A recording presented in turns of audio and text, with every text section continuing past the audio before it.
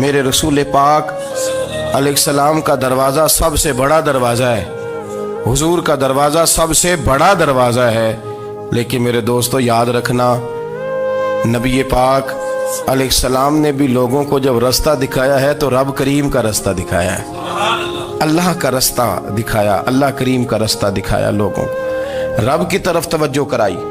میرے رسول کریم سید عالم صلی اللہ تعالی علیہ وسلم نے لوگوں کی اللہ کی جانب توجہ کرائی اور لوگوں سے یہ کہا کہ وہ اپنے رب کریم کی جانب اپنا ذہن رکھیں، اپنی توجہ اپنے اللہ کی جانب مبذول کریں۔ میری بات کو اچھے طریقے سے سمجھیے گا، علم اللہ تبارک و تعالی عطا کرتا ہے تو اسے اللہ کی عطا ہی سمجھنا چاہیے۔ کچھ لوگوں کے پاس علم ہوتا ہے پر علم نافع نہیں ہوتا، وہ ٹامک ٹونجا مارتے رہتے ہیں ساری زندگی۔ علم کو اللہ کی عطا سمجھیں، اپنی عقل پر اپنے شعور پر زیادہ بھروسہ نہ سمجھیں، نظر اللہ پہ رکھیں۔ حضرت مولا علی شیر خدا کرم اللہ تعالی وجہہ الکریم سے کسی نے پوچھا تھا بڑا عالم کون ہوتا ہے؟ ہمارے ہاں تو اب وہ والے عالم پائے جاتے ہیں نا، اللہ ماشاءاللہ، جو ممبر پہ بیٹھتے ہیں تو دعوے ہی دعوے ہیں، ممبر پہ بیٹھتے ہیں تو دعوے ہی دعوے ہیں، اس طرح کے عالم ہمارے ہاں پائے جاتے ہیں۔ وہ ہر بات میں دعویٰ کرتے ہیں، میں یہ کر دوں گا، میں وہ کر دوں گا۔ یہ مزاج علماء کا نہیں۔ حضرت علی المرتضیٰ سے کسی نے پوچھا بڑا عالم کون ہوتا ہے؟ فرمایا بڑا عالم وہ ہوتا ہے کہ جسے مسئلے کا پتہ نہ ہو تو وہ کہہ دے مجھے نہیں پتا، میں پتہ کر کے بتاؤں گا، غلط بات بیان نہ کرے۔ امام مالک سے کسی نے کوئی مسئلہ پوچھا تو آپ فرمانے لگے مجھے اس سوال کا جواب نہیں آتا، ہمارے بزرگ سمجھاتے کیا ہے؟ وہ کہنے لگا آپ اتنے بڑے امام ہیں تو اس سوال کا جواب نہیں آتا۔ فرمانے لگے اگر مجھے ہر سوال کا جواب آتا پھر تو میں خدا ہوتا، مجھے ہر سوال کا جواب نہیں آتا، مجھے تو اتنا آتا ہے جتنا میرے رب نے مجھے عطا کر دیا ہے۔ اپنی نظر اللہ پہ رکھیں، نکل آئیں اس معمے سے باہر کہ میں کوئی بلا ہوں، مجھے بڑا پتہ ہے، میرے پاس 6 ڈگریاں ہیں، مجھے 10 جگہ پہ تدریس کا شغف حاصل ہے، اس سے نکلیں باہر۔ قرآن مجید دیکھیے گا، اللہ تعالیٰ نے ارادہ قدرت فرمایا کہ میں حضرت آدم کو بناؤں گا، پھر بنانے کے بعد فرمایا فرشتوں سجدہ کرو آدم کو، سب نے سجدہ کیا الا ابلیس ابا واستکبر وکان من الکافرین، سب نے سجدہ کیا سوائے ابلیس کے، اس نے انکار بھی کیا، تکبر بھی کیا اور کافروں میں سے ہو گیا۔ تو یہ جب اللہ تعالیٰ نے سجدہ کرایا تو کیسے کرایا؟ اللہ تبارک و تعالیٰ نے نا حضرت آدم کو علم سکھایا خود، وعلم آدم الاسماء کلہا، خود اللہ فرماتے ہیں کہ میں نے جناب آدم علیہ السلام کو تمام اشیاء کے نام سکھائے، سب اشیاء کے نام سکھائے۔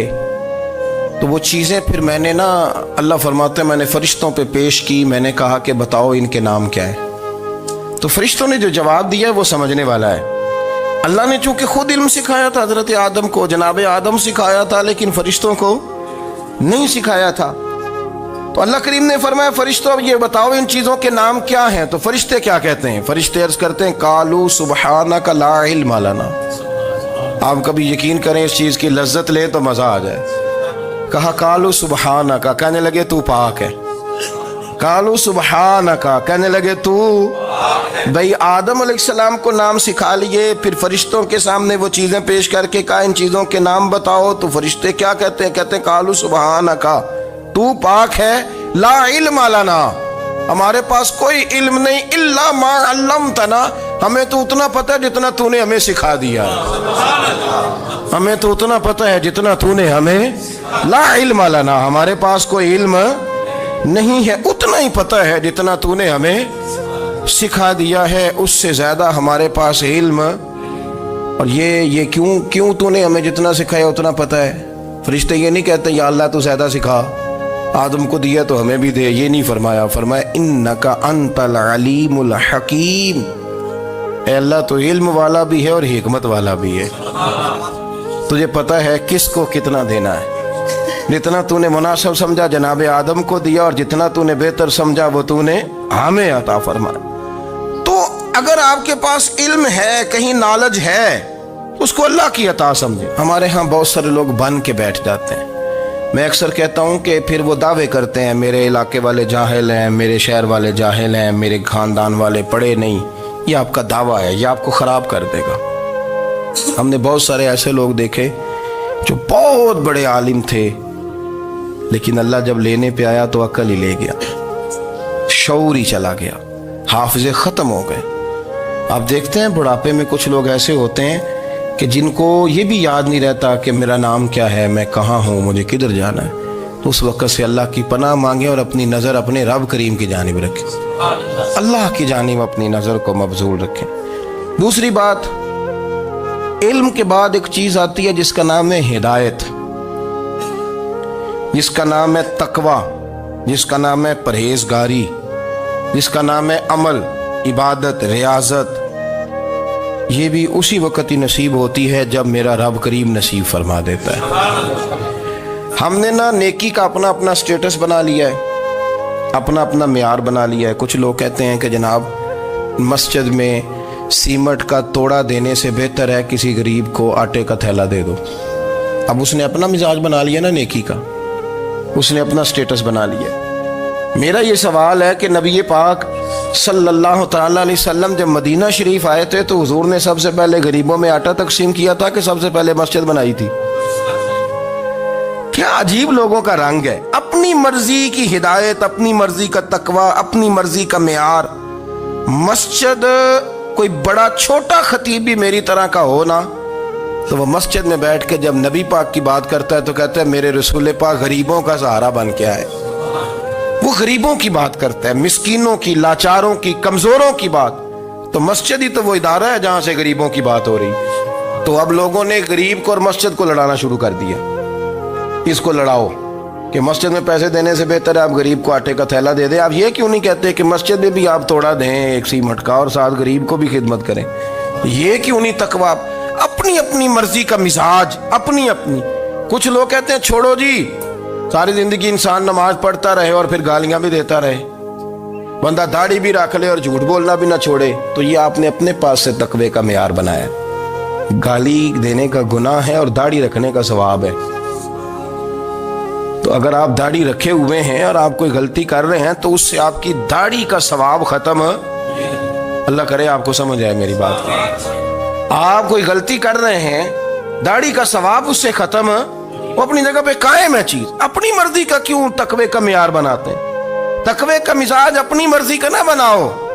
اللہ کی بارگاہ سے دعا مانگو کہ یا اللہ ہمیں ہدایت کا نور عطا فرما، اللہ تو ہمیں رستہ دکھا، تو بتا کہ ہدایت کیا ہے۔ تو رب فرماتا ہے اللہ ولی الذین آمنوا، اللہ مومنوں کا مددگار ہے، یخرجہم من الظلمات الی النور، وہ انہیں اندھیروں سے نکالتا ہے اور نور کی طرف روشنی عطا فرماتا ہے۔ اندھیروں سے نور کی طرف اللہ لاتا ہے۔ اللہ ولی، اللہ مومنوں کا ولی ہے، وہ انہیں اندھیروں سے نور کی طرف نکالتا ہے۔ ہدایت ہمیشہ اللہ کی طرف سے سمجھے۔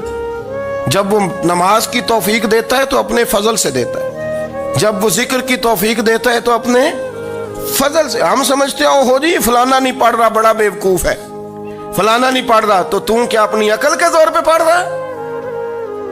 میں جی اللہ کے فضل سے 2 سپارے پڑھتا ہوں، تو کس پہ احسان کرتے تو 2 سپارے پڑھ کے رویا کر کہ اگر مالک تو بڑا قریب نہیں۔ بڑے لوگ ہیں جن کو پورا قرآن حفظ ہے پر انہیں پڑھنے کی توفیق نہیں، تو انہیں فضل کیا اور مجھے توفیق دے دی ہے پڑھنے۔ رویا کر، پڑھ کے رویا کر، راتی ساری کر کر زاری، وہ نیند اکھاں تھی توندے تے فجرے اوہی گناہگار کہاون سب تو نیوے ہوندے۔ مہربانی کریں، ڈریں، نیکی کریں تو پھر ڈریں، پھر احساس پیدا کریں، پھر اپنے اندر وہ کمزوری لائیں کہ توبہ توبہ مجھے تو پتہ ہی نہیں، تو جانتا ہی نہیں۔ حضرت سیدنا امام اعظم ابو حنیفہ رحمۃ اللہ تعالی علیہ کے ساتھ ایک شخص کہتا میں نے نماز پڑھی تو عشاء کی نماز تھی۔ یہ جو لوگ بڑے ہوتے ہیں نا، ان کے پیار کرنے والے بڑے ہوتے ہیں، ان کے گرد خوف بھی بڑا ہی ہوتا ہے، انہیں بڑا ڈر لگتا ہے، بڑی بعض اوقات آزمائش ہوتی ہے ان کی۔ عشاء کی نماز کہتے پڑھی تو امام صاحب نے نا عشاء کی نماز میں تلاوت کی آیتیں فَمَن يَعْمَلْ مِثْقَالَ ذَرَّةٍ خَيْرًا يَرَهُ وَمَن يَعْمَلْ مِثْقَالَ ذَرَّةٍ شَرًّا يَرَهُ، فرمایا جو ذرہ برابر خیر کرے گا وہ بھی قیامت میں دیکھے گا، اور جو ذرہ برابر شر کرے گا وہ بھی قیامت میں اس شر کو دیکھے گا اس کے سامنے آئے گا. تو وہ شخص کہتا ہے کہ سارے لوگ نماز پڑھ کے چلے گئے تو امام صاحب رحمۃ اللہ علیہ نے اپنی داڑھی پکڑی رو رہے ہیں. کہتے ہیں وہ ذرہ برابر نیکی کا بدلہ دینے والے، وہ ذرہ برابر شر پہ سزا دینے والے میری سفید داڑھی کو دیکھ.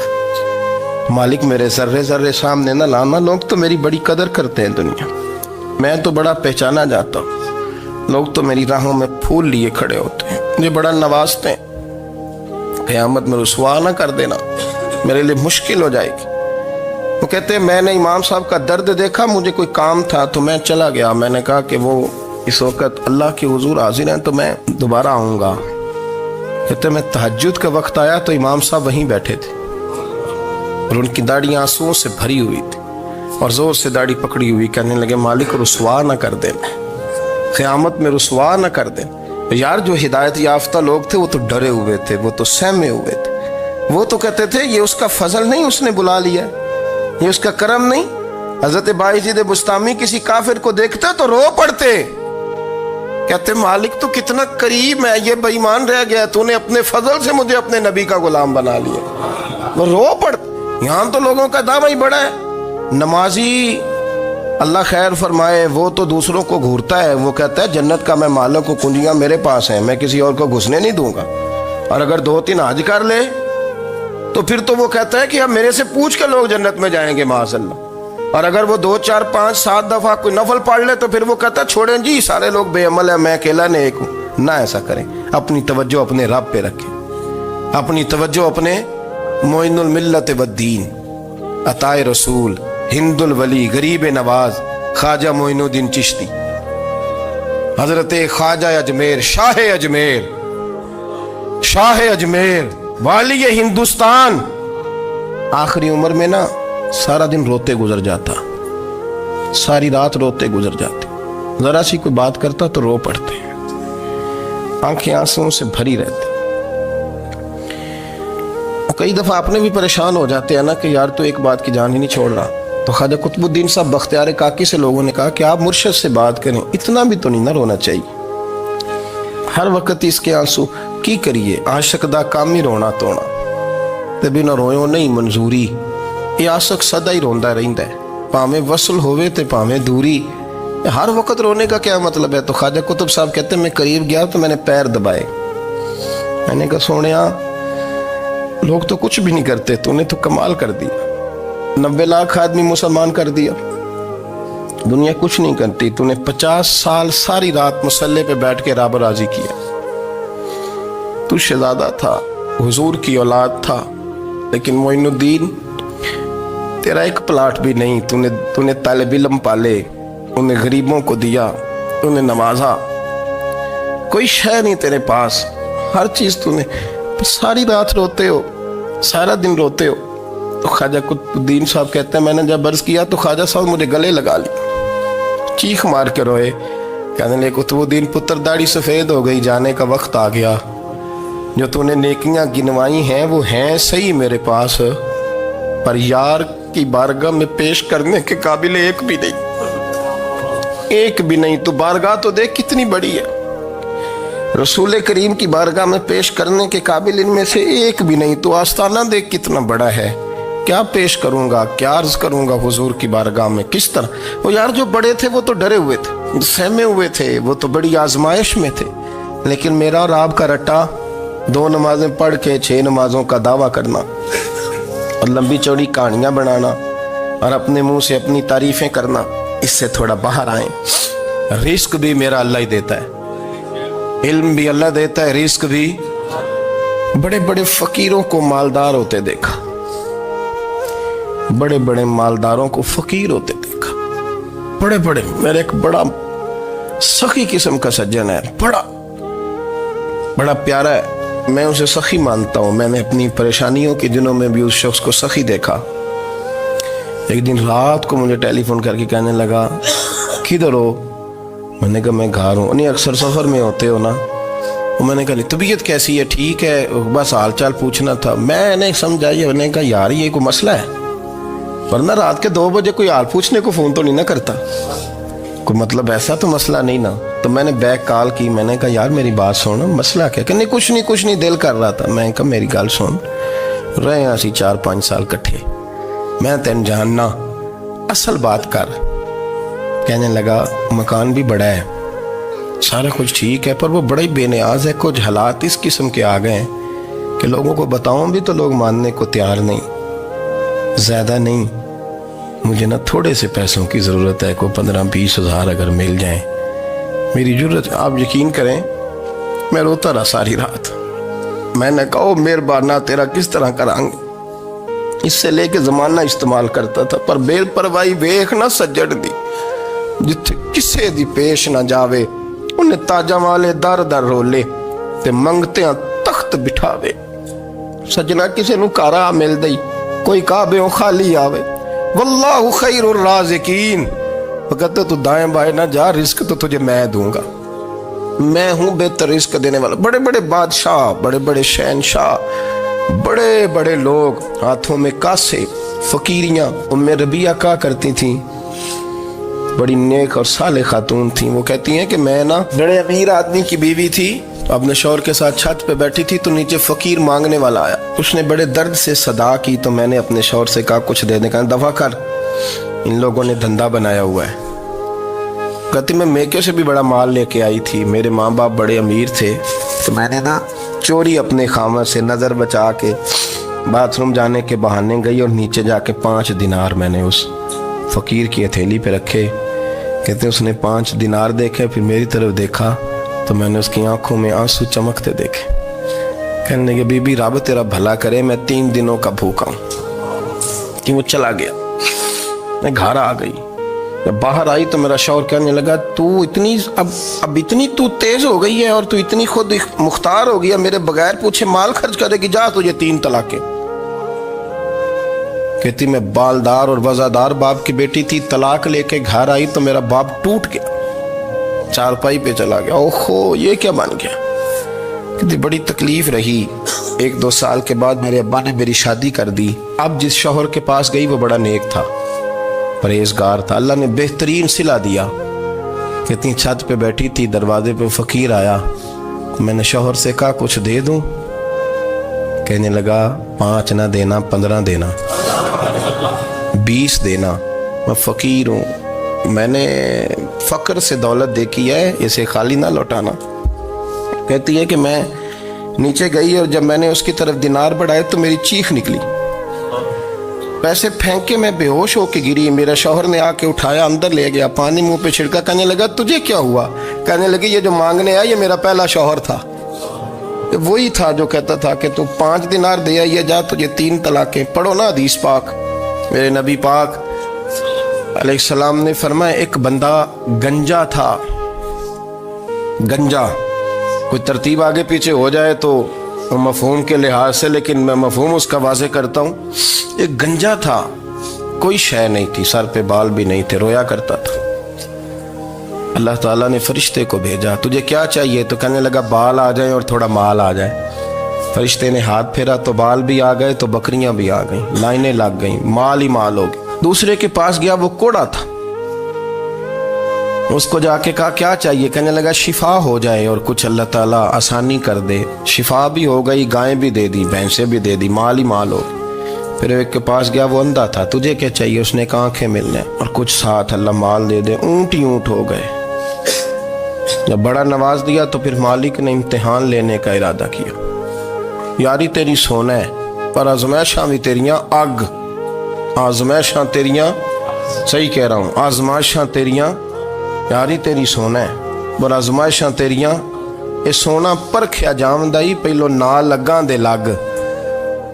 अल्लाह ने फरमाया आजमाइश करो। सबसे पहले गंजे के पास आए, उसे कहा अल्लाह के रास्ते में कुछ दे। कहने लगा मेरे खर्चे ही बड़े, देखो तो सही कितनी मुश्किल में वक्त गुजारता हूँ, हाल ही कोई नहीं। तो उसने कहा मैंने तो सुना है तू गंजा और भूखा नंगा था। कहने लगा मैं तो जल्दी पुश्ती रही से आजम हूँ, तुझे किस पागल ने कहा है, भाग जा। उसने कहा अच्छा जैसे तू था वैसे ही हो जाए। खेत खलियान उजड़ गए, फिर से गंजा हो गया। हुजूर अलैहिस्सलाम फरमाने लगे, फिर वो उसके पास गया जो कोड़ा था, उसे कहा कुछ दे। कहने लगा खर्चे ही बड़े, اب پوچھ لیں کسی امیر آدمی سے، کہے گا چکی کے نیچے ہاتھ ہے میرا، میرے سے زیادہ تو پریشان بندہ ہی کوئی نہیں۔ کیا بتاؤں آپ کو، اتنا ٹیکس ہے، اتنا جرمانہ ہے، فلانی شے، بڑا کچھ گنواتے ہیں لوگ۔ اس نے کہا میں نے تو سنا تو پہلے کوڑا تھا۔ اس نے کہا جا دوڑ جا، میں تو رئیس اعظم ہوں، دادا بھی پردادا بھی اور ساری نسل ہی۔ اس نے کہا اچھا جیسے تو تھا ویسے ہی ہو جائے۔ پھر وہ گیا اندھے کے پاس اور جا کے کہا اللہ کے نام پہ کچھ دے۔ تو کہنے لگا رب کے نام پہ؟ یہ کھڑے ہیں اونٹ جتنے تیرے دل کرے لے دا۔ اس نے کہا کیا معنی اس بات کا؟ کہنے لگا یار تجھے کیا بتاؤں، میں تو اندھا تھا، میں نے تو کبھی دنیا دیکھی نہیں تھی، پھر اس کریم نے فضل کیا تو مجھے بڑا کچھ دکھایا۔ میں کیا بتاؤں، میرا دل کر رہا ہے کہہ دوں کہ پھر اس نے کعبہ دکھایا، پھر اس نے روضہ رسول دکھایا، پھر اس نے ریاض الجنہ کے سجدے دکھائے، پھر اس نے اپنے محبوب کے دروازے کی رونقیں دکھائیں۔ اس نے بڑا کچھ دیا، اس نے بڑا نوازا۔ میرے پاس تو شاید میں بدکار پرانا خادم، کسے در ملی نہ ٹوئی، ایت واصف یار نے نظر جو کی تھی، پھر واصف ہی ہوئی۔ یہ تو اس کا کرم ہوا۔ تو یہ وہ کہنے لگا تو اللہ کے نام پہ جان مانگ، میں وہ بھی دینے کو تیار۔ میرے پاس تو شے کوئی نہیں تھی، مجھے تو اپنا پتہ ہے، میں تو کوئی شے نہیں تھا، کچھ نہیں تھا میرے پاس۔ یہ تو ان کا کرم ہے کہ رخ ان کا ادھر ہے، اور مختصر سی میری کہانی ہے، یہ جو بھی ہے ان کی مہربانی ہے۔ تو وہ کہنے لگا میں بھی کچھ لینے نہیں آیا تھا، تیری آزمائش ہی کرنے آیا تھا، تیری عزتیں بھی سلامت رہیں گی، تیرا مال بھی سلامت رہے گا، تیری شفا بھی۔ اپنی زندگی میں کبھی بھی اللہ کی بارگاہ سے توجہ ادھر ادھر نہ کریں، چھوڑیں لوگ کیا کر رہے ہیں، دنیا کیا کہہ رہی، کبھی بھی اپنی توجہ دائیں۔ ہمارا یہ مسئلہ بن گیا کہ ہماری سیاست ہے، ہماری دنیا داری ہے، ہم بندوں کو راضی کرنا چاہتے ہیں، ہم دیکھتے ہیں کون کس طرح، اور آپ یقین کریں آپ تھک جائیں گے، بندے راضی نہیں ہوں گے، وہ نہیں راضی ہوتے۔ آپ ان کو منا کے لائیں گے تو ادھر والے نکل جائیں گے، ادھر کو منائیں گے تو ادھر والے نکل جائیں گے۔ اس چکر سے باہر آئیں، اس رب کو راضی کریں جو فرماتا ہے ان الذین آمنوا وعملوا الصالحات سیجعل لهم الرحمن ودا۔ فرمایا تو ایمان لانے کے بعد نیک عمل کر، میں لوگوں کے دلوں میں تیری محبت پیدا کر دوں گا۔ رحمان لوگوں کے دلوں میں محبت ڈال دے گا، اللہ لوگوں کے دلوں میں۔ اپنی نظر ہمیشہ اپنے رب پہ رکھیں، اتنی لمبی چوڑی دنیا داروں سے امیدیں نہ وابستہ کریں۔ میں نے دیکھا ہے لوگ کاسا لیسی کرتے ہیں، کبھی اس کے دروازے پہ کبھی اس کے دروازے پہ۔ ان چکروں سے باہر آئیں اور اپنے رب کی بارگاہ کی طرف توجہ کریں، استغفار شوق سے پڑھا کریں، اور اکیلے میں نہ، اکیلے میں حضرت رئیس المتکلمین مولانا نقی علی خان صاحب رحمۃ اللہ نے لکھا ہے کہ فرعون 500 سال حکومت کر گیا، یہاں تو 5 سال کی حکومت کی پیر لڑکھڑاتے ہیں، 500 سال۔ فرماتے اصل وجہ یہ تھی کہ دنیا جب سو جاتی تھی نا تو اوپر چادر لے کے تو مسلح پہ بیٹھ جاتا تھا اور ہاتھ باندھ کے کہتا تھا رب تو ہی ہے، میرا پردہ نہ کھولنا، مالک تو ہی ہے، کرم نوازی کرنا، میری پکڑ نہ کرنا۔ وہ بے ایمان ہو کے اگر 500 سال ہاتھ باندھے تو گزارا کر لیتا ہے، تو ایماندار ہے۔ پر مسئلہ یہ ہے کہ تو رات کو بکل مار کے ہاتھ نہیں نہ باندھتا، تو منت نہیں کرتا، تو استغفار نہیں کرتا۔ توبہ کریں تو بچے رہیں۔ وہ اتنی لمبی حکومت کر گیا چونکہ رات کو کہتا تھا مالک رب تو ہی ہے، لیکن مہربانی فرما، میری پکڑ نہ فرمایا تو اللہ نے تو اس کو مہلت دے دی۔